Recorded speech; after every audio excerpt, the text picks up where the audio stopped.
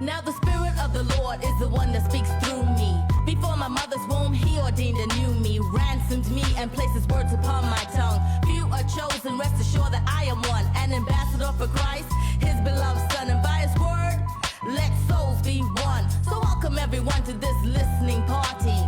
Sit back and let your souls be hearty. Celebrate with me the gift that God has imparted. And what better way to get this party started than to give him the stage, because he knows where your heart is. Holy Spirit, you are welcome in this place.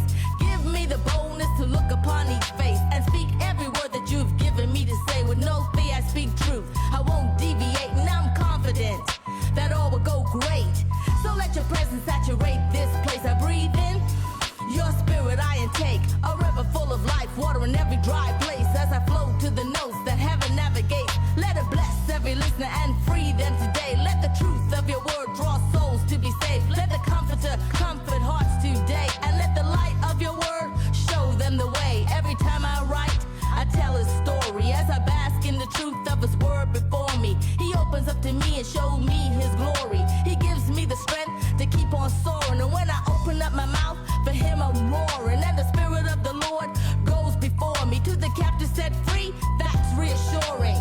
Over the years he strengthened my inner core, and every day I wake up just seeking him more. Am I ready for this? In my spirit I'm sure I am in Christ, and my Father I adore. He redeemed me from destruction, I am his ambassador. As the world turns and open up the door, I step in with purpose to win souls for the Lord. Every time I arrive, I tell a story as I bask in the truth of his word before me. Every time I arrive, I tell a story as I bask in the truth of his word before me. Every time I arrive, I tell a story as I bask in the truth of his word before me. Every time I arrive, I tell a story as I bask in the truth of his word before me. Every time I arrive, I tell the story as I bask in the truth of his word before me.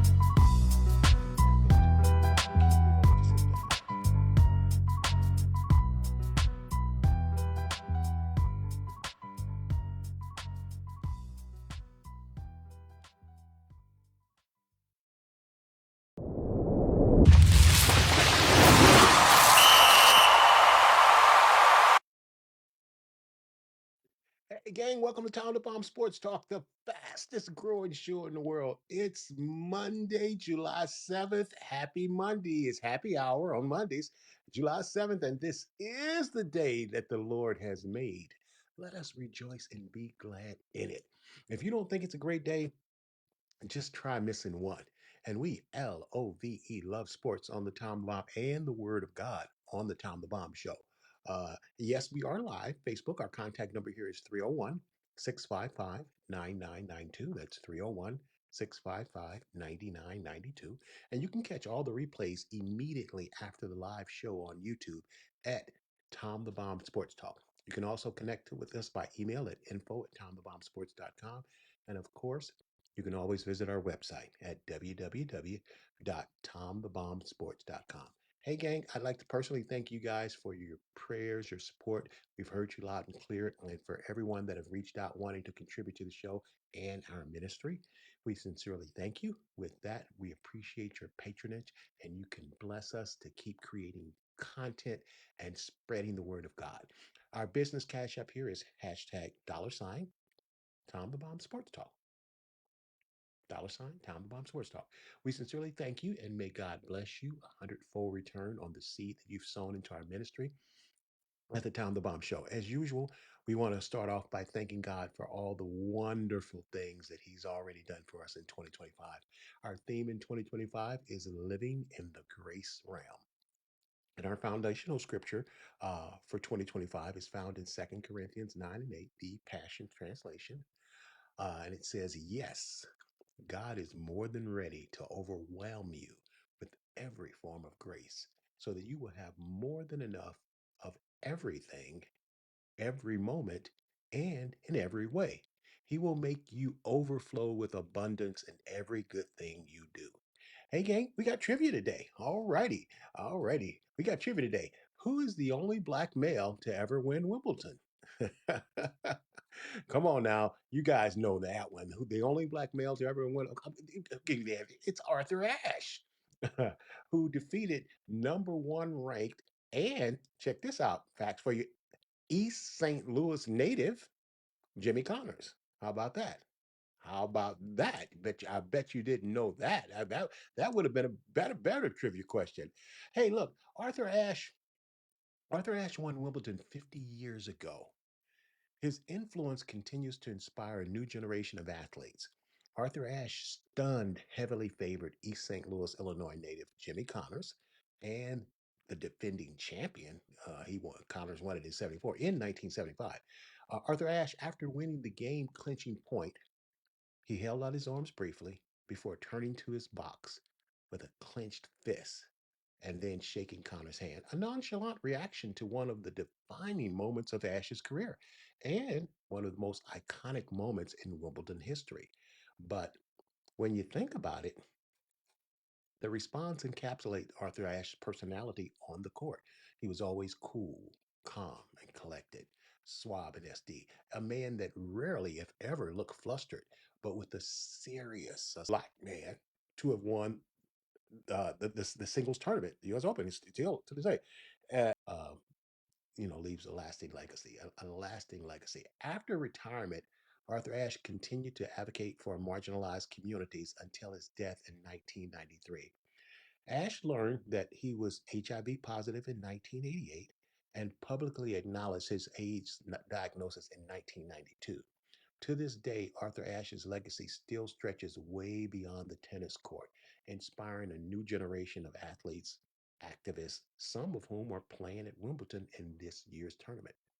Uh, Ashe said, I don't want to be remembered as just a great tennis player. That's just not enough of a contribution to make to society. Don't worry, Arthur. That's definitely not the case in how you'll be remembered. In 2020, Francis Tilford, after winning the Arthur Ashe Humanitarian Award, wrote an emotional letter calling the award a tremendous honor and a massive responsibility. I was talking with Lori last night, Dr. Lauren, and when she was talking about how when this happened, that at this point it was the pen I guess it was a pandemic, right?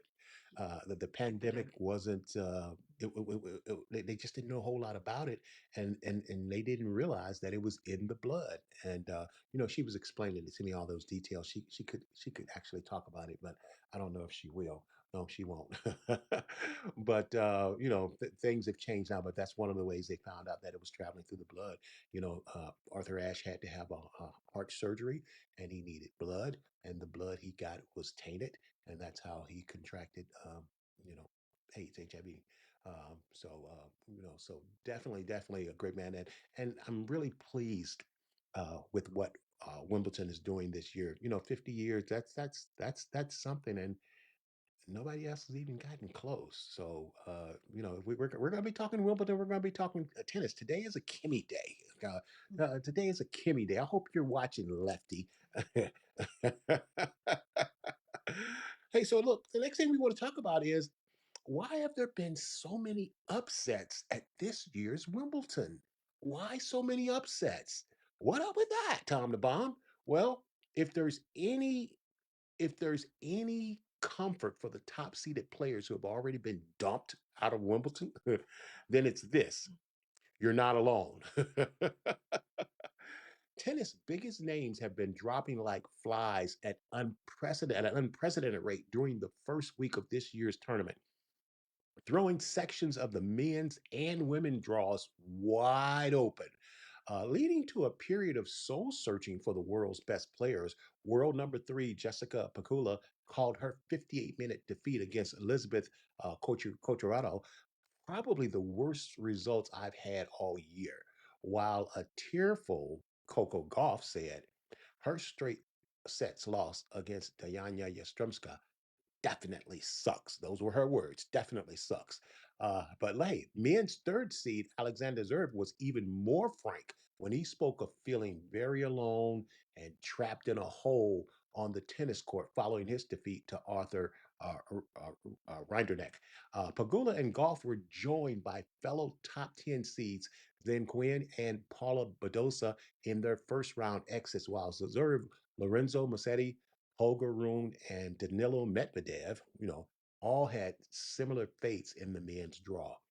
According to Opta, It's the first time in the open era that eight players, men or women, seated inside the top 10 have been eliminated in the first round of a Grand Slam.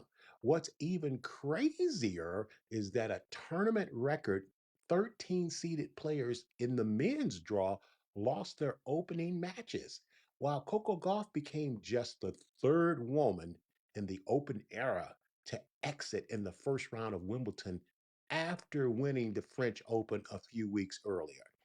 As of Friday, 19 seeded players have been knocked out of the men's draw and 17 in the women's draw. Now, for Coco Gauff, she believes the French Open title may have been the issue when it came to her Wimbledon loss. The American star said that a deep run at Roland Garros has hindered her going into the grass court swing, while also citing it as a wider reason for the multiple upsets we've seen this week. She talked about the transition from clay to grass tournaments is short, and it's notoriously demanding for players making dips in form. Even more likely, I feel like historically, this is what Coco was saying. I feel like historically, Wimbledon always has so many upsets in the first round here. To be honest, Goff said, Goff told reporters that clay and grass require contrasting tactics and styles of play. On the clay, the ball bounces higher and spins more dramatically. On the grass, shots tend to stay low and net play rather than long baseline rallies that tend to be rewarded. Additionally, play is slower and more methodical on clay, while grass is much faster. Okay, all right. Let me stop right there. First of all, I've said this in the past. Okay, if you guys remember, Coco Golf is still very, very young.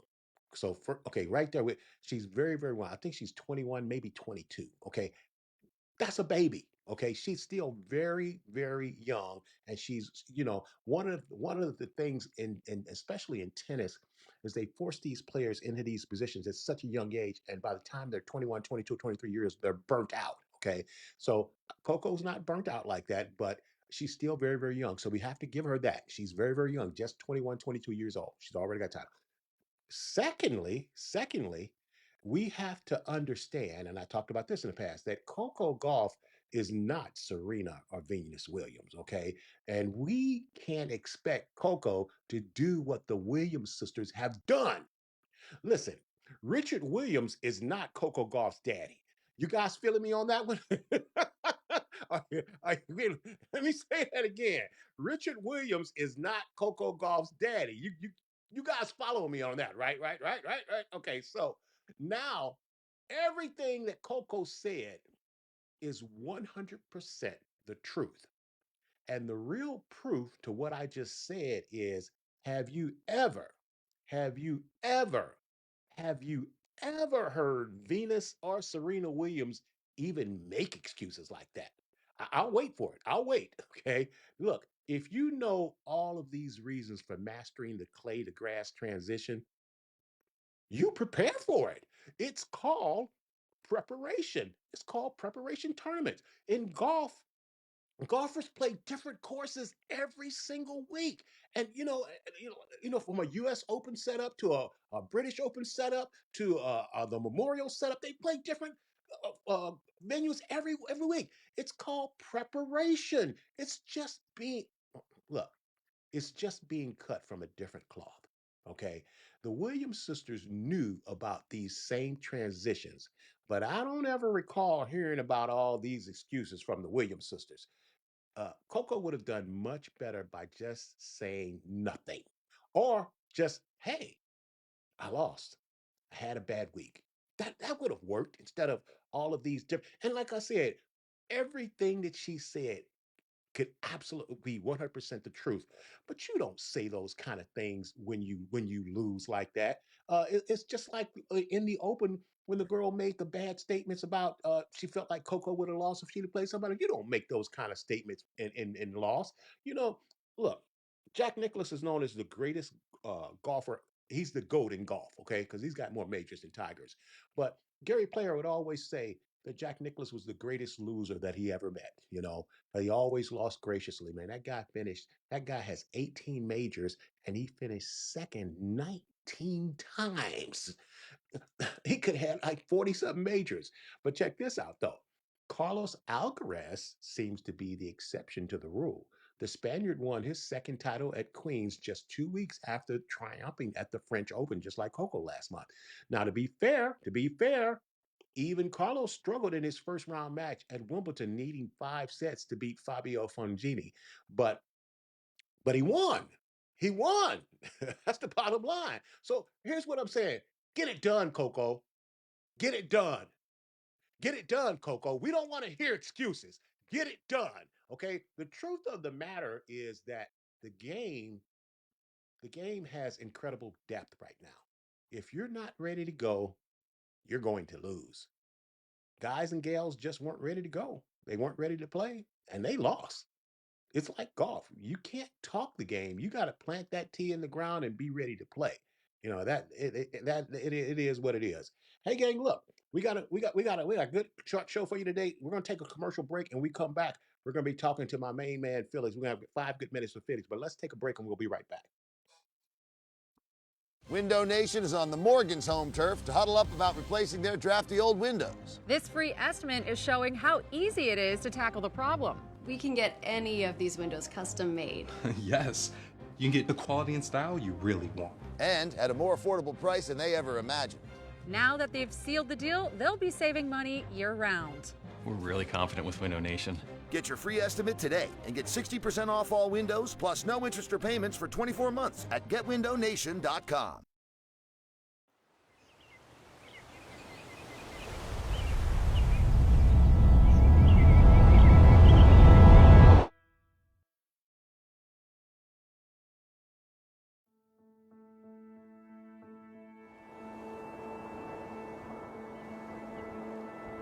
Sheltered by the Sea of Cortez, Danzante Bay is a pure and peaceful oasis, an uncrowded retreat where your options are as vast as your views. If you're seeking a vacation that defines luxury and the true relaxation, look no further than Villa del Palmar at the islands of Loreto. A splendor of true Mexican hospitality effortlessly blends with rich materials and satiable comforts to bring guests the ideal home away from home experience.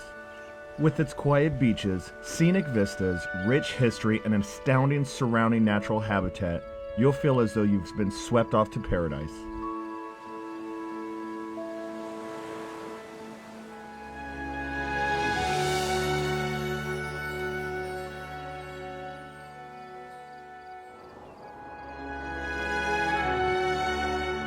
Not to be outdone, Reese Jones has crafted TPC Danzante Bay, a brilliant, multi-themed 18-hole golf course that runs over and through valleys, arroyos, dunes, and foothills.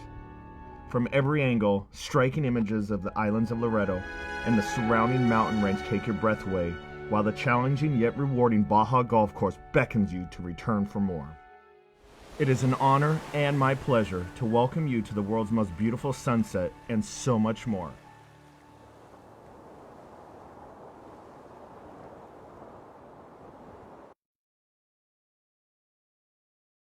Hey, and a stunning turnabout for a franchise that placed almost a blind trust in its top two baseball officials. The Washington Nationals on Sunday fired general manager Mike Rizzo and manager Dave Martinez, who assembled and led the club that won their only world championship in franchise history. Ex-GM Rizzo had been in charge since 2009, taking over for the fired Jim Bowden, and he had the luxury of building around consecutive number one picks in franchise icons Steven Strasburg and Bryce Harper to come up with a contender. They made the playoffs 5 times between 2012 and 2019, of course, winning it all in 2019. Ironically, winning the World Series 1 year after Bryce Harper's departure to the Philadelphia Phillies. But he parlayed a wild card berth into a 7 game upset of the Houston Astros in Martinez's second season as the manager. Martinez was in his 8th year as a manager who hadn't had a winning season since 2019. They got a good young core of players. Let's bring in Felix to talk about his Washington Nationals currently at 37 and 53 and in last place in the National League. Let's welcome Felix Bassey to the show, gang. Well, I would say the Davey Martinez departure, this was something that people knew was going to happen sooner rather than later. Uh-huh. The only reason, as Tom the Bomb said, it was so surprising is that it was so surprising, more so the fact that it happened this particular time. And really, we kind of we knew what was going to happen with Martinez, but also he mentioned he was part of that World Series run in 2019, and he's always going to be part of Nats history, no matter what. He's always going to have a special place here in DC. But after that, I kind of saw what was coming. There were a number of questionable moves. Of course, trading just about every star player we've had since the 2019 season, Mm-hmm. letting go of them for reasons outside of necessity and practicality. So that not panning out, and the dismal seasons we've had back to back to back to back, this one included, we saw it coming with Martinez. However, for Rizzo, a lot of people are saying it's a questionable call. They're saying, why get rid of Rizzo and take, just get rid of Martinez? Well, here's the thing. It appears that Martinez even being there for as long as it was. Now, this is a rumor. This is based on what some people think. Mm-hmm. They're assuming it's because Rizzo did not want to fire Martinez, so they figured the only way to get him out is taking out Rizzo in the package. So Mm-hmm. that was I believe we discussed that yesterday, did we not? Mhm. Well, yeah, and I was shocked to be able to lay breaking news on you. But hey, Felix, let me. I kind of feel like, after they won the World Series in 2019, and then we had the COVID 2020 season because they were going to try to run it back. But COVID happened, and that's kind of a wash season. But I kind of felt like the downfall was the $245 million contract write-off of Steven Strasburg. I mean, I know you mentioned, losing Trey Turner, losing Juan Soto, losing Bryce Harper. Those are big guys to lose, and you know, Bryce Harper, they make him, I see it, but Trey Turner and Juan Soto, I don't know, man. You kind of gotta give those guys what they want, but maybe they just wanted to leave. What's your take on that? But I really think the $245 million contract with Strasburg really hamstrung them. Well, I would say with Strasburg, even if they did manage to keep Strasburg, the problem was that he was towards the end of his career anyway. This was a kind of under the radar. But if you remember earlier in his career, he required Tommy John surgery, so he missed about one season in the early 2010s. Well, they didn't. They lost Strasburg to illness. They decided Strasburg, that wasn't a big deal. They lost Strasburg to an illness. I can't. Actually, Mhm, I know he was also sick, but he mhm. also had nerve damage in that same arm. Right, So right. Mhm. when I read that it was nerve damage, I knew that's it. I mean, it's one thing to tear a muscle, break a bone. It's painful, but nerve damage, that's not worth continuing. The Right. moment I heard he had that, I knew it was over, or at least it would be best for him to not continue. Yeah, and like I say, the big deal though is they had to eat that contract, that $245 million. That's what's different about the NBA and Major League Baseball is when those guys sign those contracts, they get that money. NFL is year to year, man. It doesn't mean anything. That's why the signing bonuses in the NFL mean so much. That's why Peyton Manning will get a $100 million signing bonus because really that's all the club is. They could cut Peyton Manning the next year. It wouldn't owe him anything. That's why the signing bonuses are so big in the NFL. But unlike Major League Baseball and the NBA, I think look, I think I was. Matter of fact, I should have talked about this, Laura and I. July 1st. Every July 1st is Bobby Vanilla Day. you know, every July 1st, the New York Mets pay Bobby Vanilla $1.2 million. Bobby Vanilla hasn't played for the New York Mets since the 90s and it's 2025 and they pay him $1.2 million every July 1st all the way up to 2035. So he's going to be getting $1 million from the Mets until 2035 because he deferred his contract, man. Ooh, with compounding interest. Man, that's a move that's way ahead of. That's almost worth a show within itself, Felix. The Bobby Vanilla Day, July 1st, man. That's so. And I think that kind of hurt them. As a matter of fact, I was talking to Dr. Lauren about this. Shohei Otani has a deal like that with the LA Dodgers because when Shohei was getting ready to leave the LA Angels, a lot of people didn't go after him because they were saying, well, Shohei is going to require $700 million, and no team wanted to say, "Well, I'm not getting on the hook for $700 million."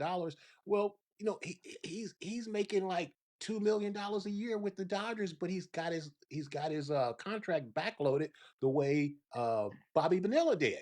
So he's got a lot of deferred payments in it. So it's a really a lot of wisdom in that. You know. Uh, so, Felix, let's talk about like I said, we talked about the Nats. They lost Bryce Harper, they lost Juan Soto, they lost Trey Turner. Let's talk about the return on the Soto trade. They got C.J. Abrams because I told you they got some good young talent. Mackenzie Gore, who's an All-Star, and James Wood, local Rockville, Maryland guy. He's also an All-Star this year. So, what's your take on the return? I know it's early, and Soto, but they got some stars out of that deal for Juan Soto. What's your take on that? C.J. Abrams, Mackenzie Gore, and James Wood. Now, I would say the Juan Soto trade's about the only one that I would say panned out in the end, but that was a gamble. That was a blind gamble that the Nationals took. They were very lucky to have a return on it. And on a side note, I'm not saying this. I don't mean to say it like that, but Juan Soto, if I'm not mistaken, I don't think he made the All Star team this year, but we have people on the roster Mhm. did. So that one thing I could get at. So that's Well, one angle you can attack it from. well, And also to your point. we're going to talk about the All-Star teams in a minute, and I'll let you know. I think you're correct. I don't think Juan Soto made it. Uh, let's talk about the replacement GM for Rizzo and what manager do you see them going in? Hmm. So I would just generally say for the Nationals, they should just make whatever. I think this just goes back to this is going to sound very basic, very simplistic. Just make the best possible move you can. You know the dynamics of your team. You know what your roster looks like. Go for the best manager that fits your team. So, of course, you look at I don't mean to jump from sports to sport, but I'm just going to do this very quickly. You look at the Capitals; they're a team that has a lot of young talent. What did they do? They hired Spencer Carberry. Why? Because he was a coach in a minor league for hockey, and he created championship teams. He led championship teams. So they figured he's the best fit for young talent. So something of that nature. If you're a team that's looking to build, so with the Nats, you're looking at sluggers, right? You're looking at Wood. Hmm. You're looking at Abrams, and so on and so forth. And you're also looking at you're also looking at guys who want to develop like Mackenzie Gore.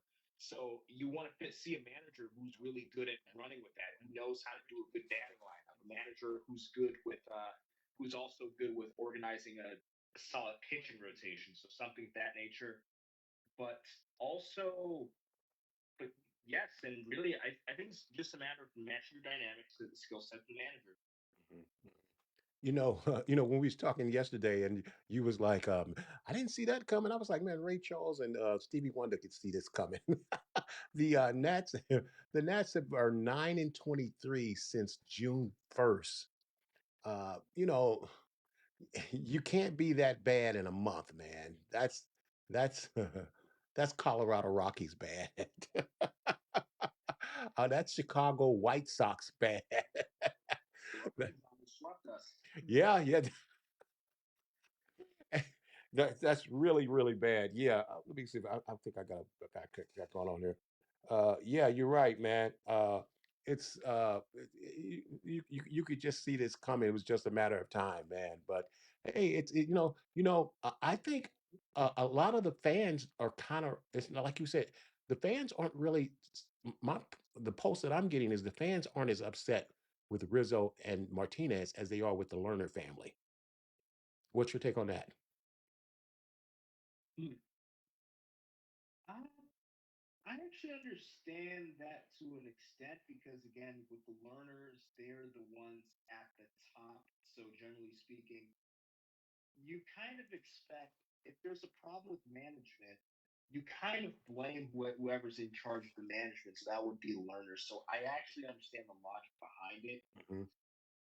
So, there's That's definitely pretty much long and short of it. And also you look at the money issues, or you look at fans' perspective, or yeah, there's some logic in there too. So you can say how much money were they willing or not willing to give to X player, Y player, this player, that player, and we use Soto as an example for a player we made kind of a blind luck trade with that happened to go right with.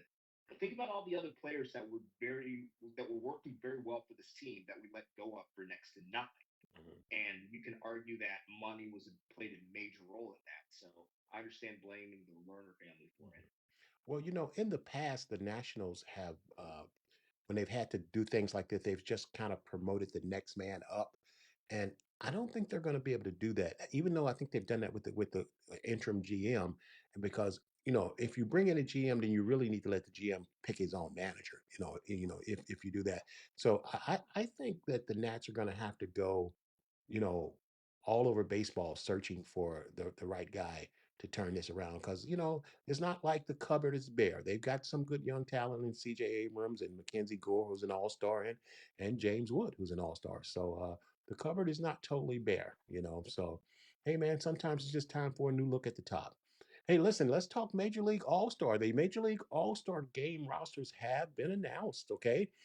The game is set for July 15th, 8 p.m. in hot Atlanta. And the Home Run Derby, of course, is scheduled for the Monday before on July 14th. And the participants so far in the Home Run Derby are Ronald Acuna Jr. and Cal Big Dumper Riley. And your Nats, James Wood, Rockville, Maryland Yes. native, is also in the Home Run Derby as well. So that's something for the local fans to get excited about. But let's talk about the All-Star lineups. Let's start off with the American League All-Stars. At catcher, like I said, they got Cal Big Dumper Riley of the Mariners. That's just like the best name in baseball right now, the Big Dumper. Cal is leading the major leagues in baseball. He's got more dingers than the Judge. He's got more dingers than Judge. So he is pounding that ball. He's a switch hitter too. He's exciting, man. At first base, the American League has Vladimir Guerrero Jr. of the Blue Jays. Second base is Gleyber Torres, who survived after the Yankees. He's with the Tigers. Uh, Third base is Jose Ramirez for the Cleveland Guardians. This guy is quietly making himself a Hall of Famer. Uh, Shortstop, kind of Jacob Wilson of the A's, the Athletics. In the outfield, we've got perennial Aaron Judge. Here come the Judge of the Yankees. And this is kind of surprising to me as well. Outfielder Javier Baez, the ex-Cub, who was initially a shortstop, and the Tigers have asked him to move to the outfield. He's playing center field, and now he makes the All-Star team as a center fielder, Javi Baez. Wow, that's shocking. And then the other outfielder is Riley Green, the right fielder for the Tigers. Now, one of the other things that I want to mention too is as far as like who we're talking about, what teams we think can win the World Series, look how many teams and what guys are on the All Star team. Javi Baez, Tigers. Riley Green, Tigers. The designated hitter is Ryan O'Hearn of the Baltimore Orioles. Now we know Major League Baseball always like to have at least one player from every team. Okay, Right. so and that's not to say that Ryan O'Hearn hadn't earned his way, but they always like to have at least one player from every team. And not that James Wood didn't earn it either because he's having a good year as Right. well. What's your take on that American League squad so far before we get to the National League? You made an important point about the number of Detroit Tigers in the American League roster, Mhm. because the thing is, the Tigers have quietly been one of the best teams in Major League Baseball. The only thing is that you're hearing all about the Yankees and their torpedo bat rampages, having football scores in left and right games, and of course the Dodgers. It goes without saying, the Dodgers are already viewed as the best team in baseball, and rightfully so. Mhm. But the fact of the matter is, the Tigers, if there's any team that pulls an upset that probably knocks off the Yankees or the Dodgers late in the season, and here's the thing, it's the Tigers. And the thing is that it's going to surprise everyone except for people who are following Major League Baseball from start to finish. So Like Tom the Bomb. people surprised. Oh, of Like Tom the Bomb. course. Now, let me just jump in right there, Felix. I want to say this. Listen, Right. I think everybody's looking at the Tigers. The Tigers have the best record in baseball, better than the Right. Dodgers. But let me tell you something. Don't sleep on the Houston Astros. The Houston Astros just swept the Dodgers over the weekend. And listen, Right. and losing 3 games in a row in July, that ain't no big deal. That doesn't bother me. But if, like you said, but if you look under the covers, if you look under the hood, okay, here's what I want to say. Uh, the the the Dodgers, people don't realize the Dodgers are 20-19 against first place teams. 20-19.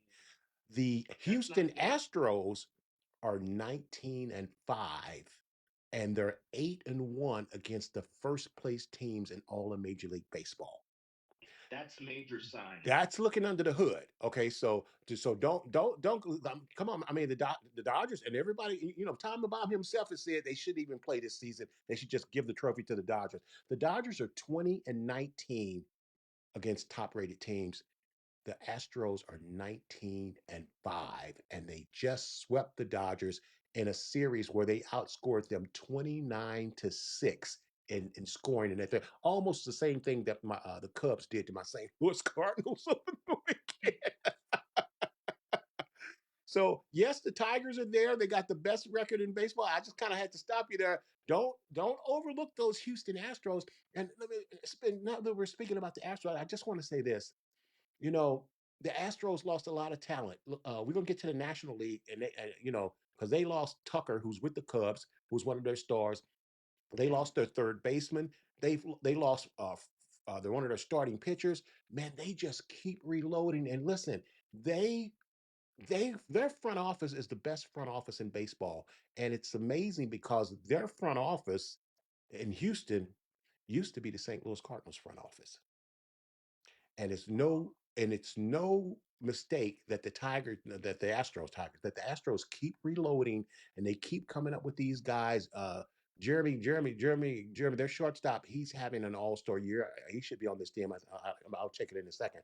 But don't overlook those Astros because they are doing it right. And one of the things that I didn't like over this weekend was the announcer, Oral Hershiser, making strong comments that the Astros were possibly cheating again, trying to open up old wounds, and that really rubbed me the wrong way, man.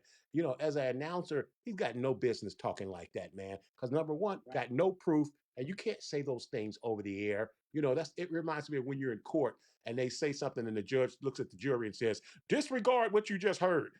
I'm gonna disregard what I just heard. I just heard it. National broadcast on the RSN. Which one? I don't know if it was national, but I caught it because I'm a seam head, and I just follow it up. But he had no business saying that, man. That's the kind of stuff. Go ahead. I'll look that up because I know that commentators have a little bit of leeway on RSNs. They can be a bit biased and say some things. I noticed even with if you listen to the Ravens on the radio, their commentator kind of breaks the code and kind of like lets go with his opinions and his feelings. Right. Play, but I'm sorry. Go ahead.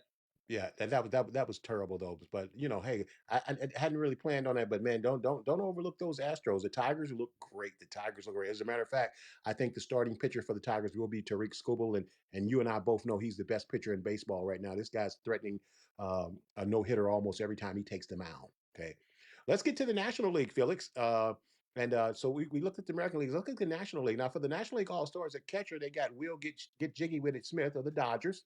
Look at how many Dodgers on this team. First baseman, Freddie Freeman, Dodgers. Second baseman, Ketel Marte of the Diamondbacks. If you're sleeping on him, this guy's really, really good. He rakes, he fields, he does everything. Third baseman is Manny Machado, probably the best third baseman in baseball right now, the Padres. At shortstop, you got Francisco Lindor of the New York Mets. In the outfield, you got Ronald Acuna Jr. And this, to me, and I'm not saying that don't hang me out to dry. I ain't calling him no Willie Mays, but this guy plays the closest to Willie Mays that I've seen in a long time. This Ronald Acuna Jr. If he can stay healthy, man, he just does everything, man. He is loaded. And then in center field, we got the Cubs rookie out phenom, Pete Crow Armstrong. And I just saw all I need to see of him over this past weekend as they just punished the St. Louis Cardinals. But boy, he's all that in a bag of chips. Pete Crow Armstrong. I'm really getting my first taste of him. And man, he really looks good. And he's barely coming out of the teens, man. He looks really, really good. The other outfield position is Kyle Tucker, also of the Cubs, who was with the Houston Astros last year. So the Astros keep getting rid of these all-star guys, and they just keep reloading. How do you lose a Kyle Tucker or a Framber?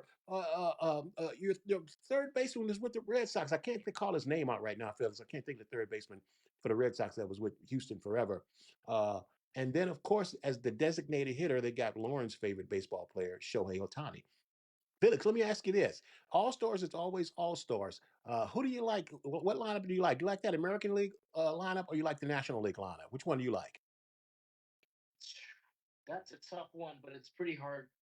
It's pretty hard to go up against Acuna, Hmm. Freeman, Hmm. and Otani. Yeah, I'll yeah, say that. yeah. I do. I like that.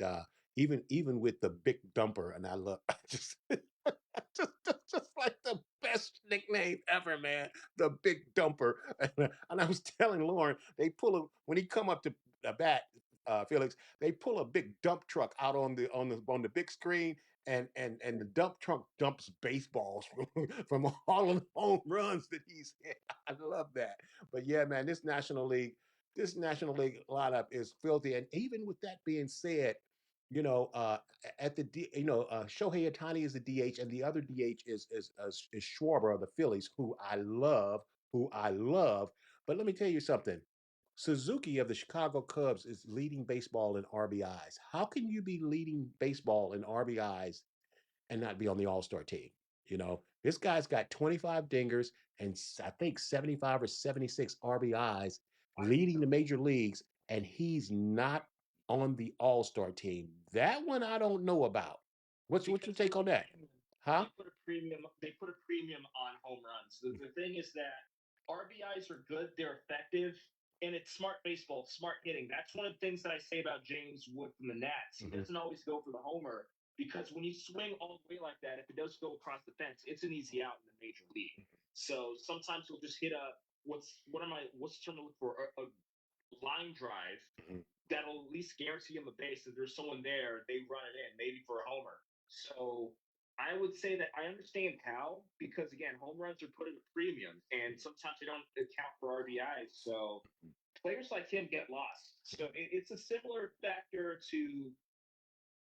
I mean, I think it's pretty much cut and dry. Yeah, RBIs are not glamorous. That's the thing. They're not glamorous. They don't get the job done instantly, but they're very important to the sport. Look, when you say meat and potatoes, the RBIs is the meat. Okay. Yeah. And listen, Felix, I'm gonna have to agree with Charles Barkley on this. The All-Star team is voted by the fans, so it's a popularity contest.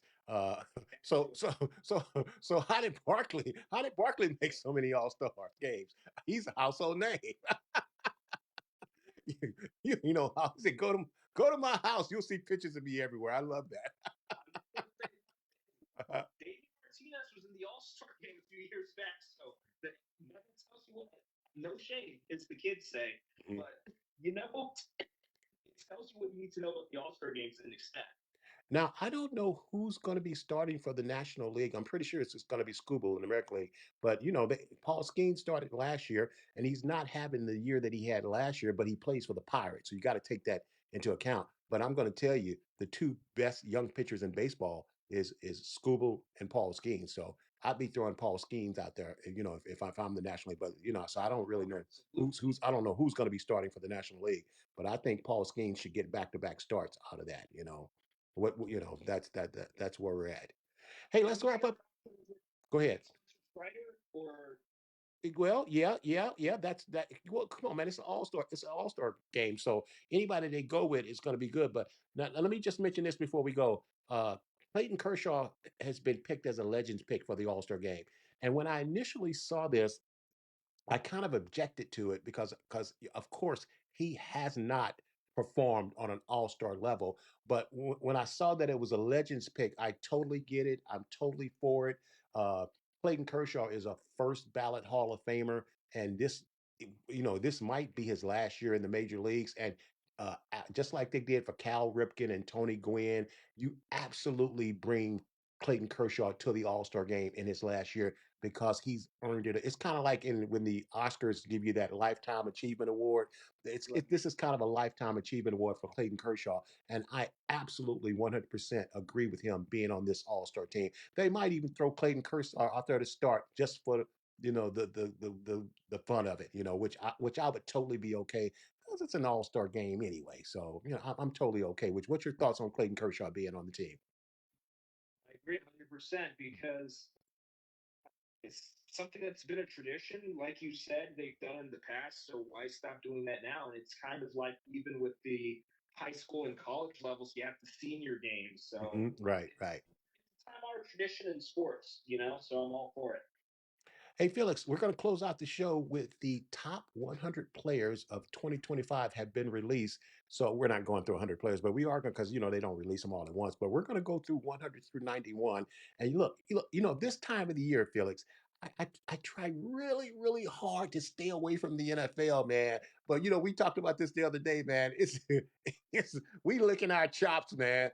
And are you ready for some football? I mean, it's right around the corner, man. I can smell it like ribs. I know. Training camp starts next week with Commanders. Yep. And the DMV is lit up between the Ravens and the Commanders. They thinking one of those teams, if not both of those teams, are going to be playing for a Lombardi Trophy in 2025, or 2025-26 season. So let's get to the top 100 players. And what I love about this, Felix, is we just got through talking about the Major League Baseball All-Star Game. That's voted on fans, and it's a popularity contest. But this is voted by the players themselves. And to me, this always carries the most weight. The players know. They know. So let's start off at 100. At number 100, this guy here was a really still of a pick for me last year on my fantasy football team. Lad McConkey, wide receiver for the LA Chargers. Uh, man, I remember Troy telling me, Dad, this guy's gonna be this. If he's in this round, you get him. And I know Troy has that encyclopedia mind when it comes to college to high school to pros. So I jumped on him, and boy, he didn't disappear. Toward the end of the year, he was probably one of my best receivers in fantasy football, Lad McConkey. And as a rookie, he became their number one option, which is really shocking for a rookie to come out and be the number one option like that. What you got any thoughts on Lad? I think you covered base right there. All right, at 99, we got Leonard Williams, defensive lineman for the Seattle Seahawks. What's your take on Leonard? Definitely a solid player, and with the Seattle Seahawks, a lot of people underestimate their defense. People usually talk about what they're able to do, what they were able to do on offense the past 2 years, Geno Smith, but definitely him being on the defensive end, front seven, he's a big part of their success on that side of the ball. So Mhm. Yeah. He had 11 sacks, an interception, and a touchdown last year. Leonard Williams. All righty. At number 98, we got Aaron Jones, running back for the Minnesota Vikings. Go, Felix. right. So Aaron Jones, I would definitely say if you look at the Minnesota Vikings last year, a lot of people. Now, I want to take absolutely nothing from Sam Darnold. He had the best year of his career last year, but a big part of what he was able to do was because of not only what the Minnesota Vikings defense did to set it up for him, but also again, you look at his running back, like you mentioned. A lot of times he was able to win games while passing for under 200. So I'm not taking away from his talent, but he didn't have to do as much. So I'm not saying he's Taylor Heineke or trying to contrast Mhm, the two. But you saw a similar dynamic when Heineke was in Washington. We mhm. would consistently win, even though Heineke would throw well under 200 yards because everybody else was clicking so well. He didn't really need that many attempts. The Packers put Aaron Jones out to pasture last year, almost like they gave up on him. But hey, man, in 17 games, he had 1,100 yards rushing. He had 5 rushing TDs. He caught 51 passes for 408 receiving yards. So, the players themselves say Aaron Jones is in the top 100. So, hey, I hear him. At number 98, I'm sorry, at number 97, we got Drake London, wide receiver for the Atlanta Falcons. What's your take on Drake? Drake I London. think he's a good rapper. What do you think? I had to go there. I had to go there. Well, we have differences of opinion on music, but I definitely say the players, of course, he's definitely one of the underrated players in the Falcons, and he's definitely someone who will surprise you because when you're playing up against Atlanta, your main concern is Bijan Robinson. But yes, I definitely think that the more the Falcons get into a more diversified offensive structure, the more you'll see him shine through the years. Felix, you know Tom the Bomb don't know nothing about rapping. I'm still trying to figure out who Ja Rule is, you know. You know I don't know nothing.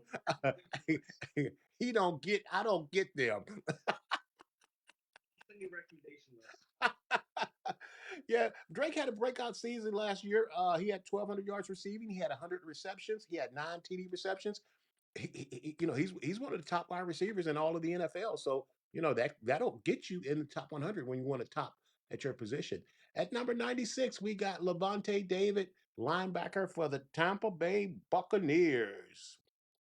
What's your take on Levante? Right. So definitely with the Buccaneers, again, that's another team. Your star, of course, Mike Evans, and of course, you already know with Baker Mayfield, probably the best year of his career too.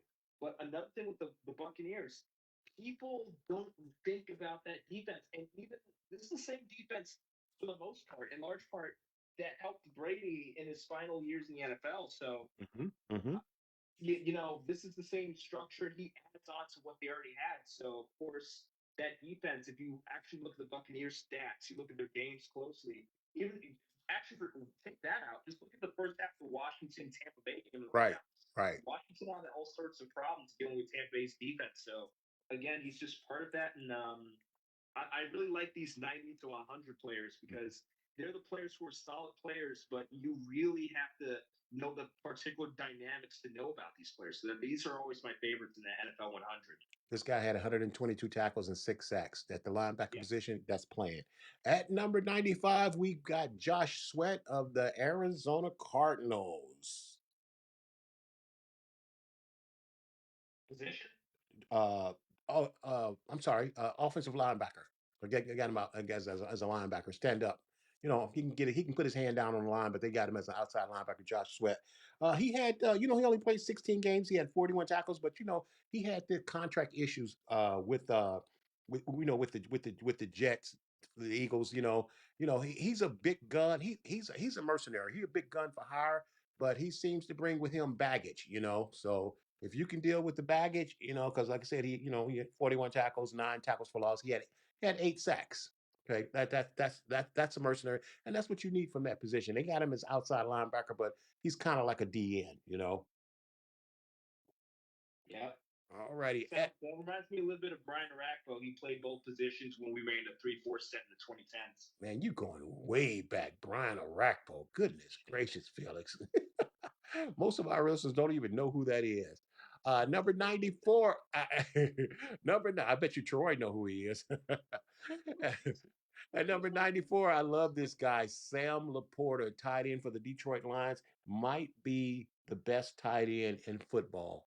And this is his, I think, second or third year. Could very easily be the best tight end in football. Had 60 receptions, 7 TDs. I think he's the best tight end in football. And that's with the guy in Kansas City. You know, what's your take on Laporta? I agree. And if you look at a lot of solid NFL offenses, a lot of what helps them stay up is having a solid tight end, having that, and they use a tight end. They say a tight end is similar to a safety blanket in NFL offenses because usually you don't have the best coverage against them. So the thing is, if you're able to have someone who's solid enough to make the plays, make the catch, then actually take the ball beyond that, and it's a plus if it's a blocking tight end. But if you have a solid tight end, that's what you'll usually see as a common pattern in successful NFL offenses, whether it's today or in years past. So I could go on and on with examples, but we got a list. Okay. All right, listen, this next guy, number 93, I'm totally, totally impressed. It's Creed Humphrey, and he's the center for the Kansas City Chiefs. So for a center to make the top 100 with within the players voting, this guy's an absolute beast. Needless to say, he's an all-star, but to have a center in the top 100, it's such a skills kind of thing. And they've got Creed Humphrey ranked at 93. What's your take on? Let me just give you some stats. He only allowed 7 QBs, pressures, and 0 sacks. He allowed 0 sacks from the center position. That tells you everything you need to know right there, ain't it? Yes, it Yeah. does. Yep.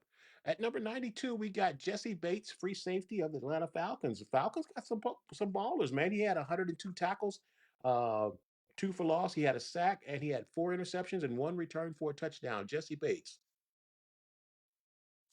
Now that's the kind of safety you definitely expect on this list because even though, and the thing about defensive players in the NFL, Hmm. they usually get swept under the rug if they're not playing for a successful team or Right, right, incredibly right, right. for a team that's astronomical in terms of defensive stats or shutouts or whatever. So definitely, in terms, if you look at his raw stats, he's a safety Hmm. getting not just tackles, not just shutting down receivers, not just stopping the deep ball, but sacks. That's the kind of safety you want. That's the proverbial Swiss Army knife. That's the Kyle Hamilton style safety Hmm. that can line up virtually anywhere on defense, and that's a nightmare for an opposing quarterback trying to read the pre play on offense on the defense pre-play. So Yeah, absolutely deserving of the list. he's at the top of the pay list when it comes to free safeties, no doubt about it. He's at the very top of the list. And then rounding out for the last of the days, number 91 is Tua Tagovailoa, a quarterback for the Miami Dolphins. Tua passed for 2867. He had 19 TD passes through 7 interceptions.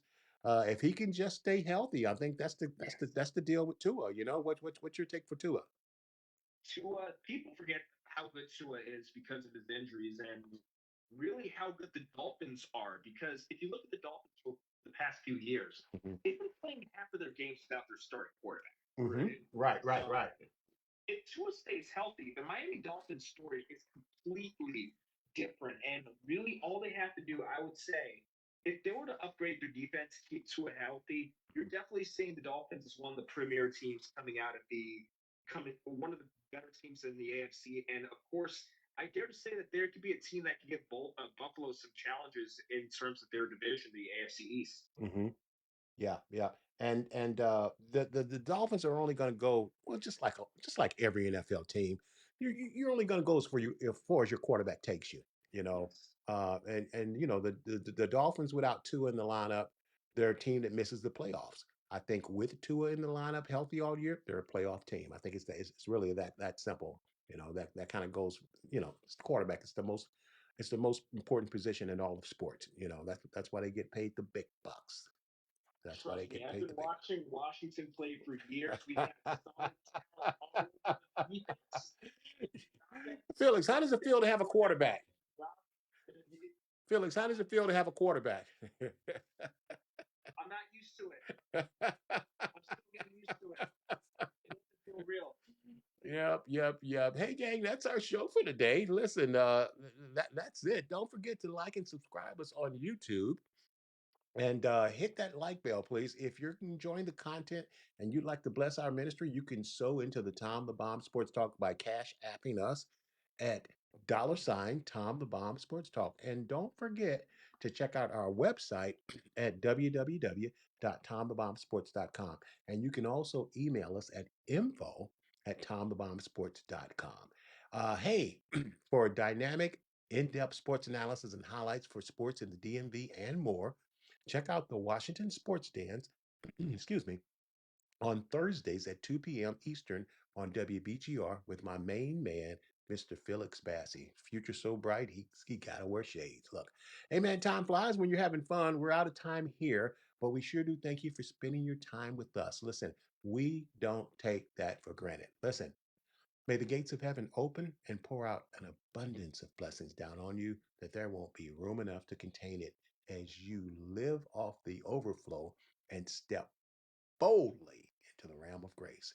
Remember, if you want it, you got to confess it with your mouth and believe it in your heart that Jesus died on the cross and that he rose on the third day, not a Thursday, right, Lori? Right. Just for you. Uh, hey, gang, Tomthebomb wants to leave you with a thought. Duct tape may patch a lot of things, but 3 nails fixed everything. And listen, man, God's word is his currency. If you're going to get anything accomplished, it's going to have to be done through his method, and his method is the word. That's why you have to make that confession with your mouth and believe it in your heart. That's the way God has decreed things to work with his kingdom. So the same way you get your salvation, that's the same way you're going to get your healing. That's the same way you're going to get your finances met. That's the method of how it works, with a confession of the mouth followed by belief in the heart. Remember, darkness cannot drive out darkness. Only light can do that. And hate cannot drive out hate. Only love can do that. Listen, may God bless you guys. We'll see you guys next week on this same bat time, on this same bat channel. Felix, thank you. I appreciate you, my brother. Always, of course. It's a pleasure. All right, you guys have a good evening, and we'll see you on at least Friday on our Grace devotionals. You know, you guys, just like you guys tuning in to see Felix, you can tune in for Friday so you can see Dr. Lauren. We'll see you guys next week. Have a good night.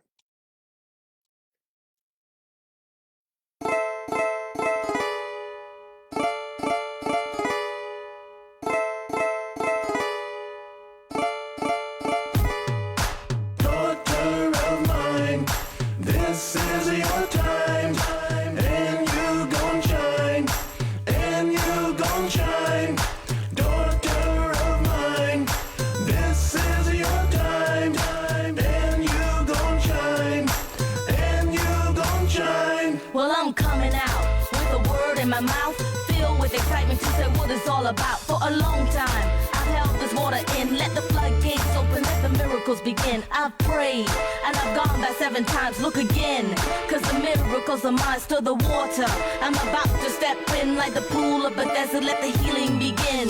Daughter of mine, this is your time, and you gon' shine, and you gon' shine.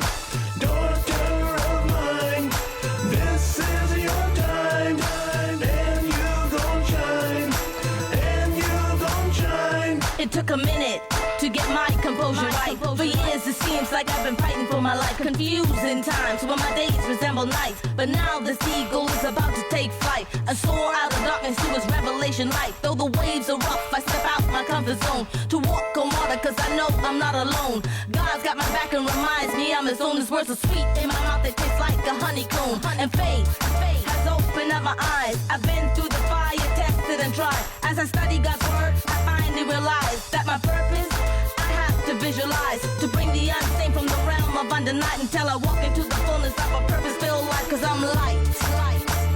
Yes, I am light, and I shine bright. I am an investment of the Lord Jesus Christ. Not only am I light, I am salt. When I enter in, I add flavor to it all. I bring truth, there's no dispute. Jesus is the vine, and in him I take root.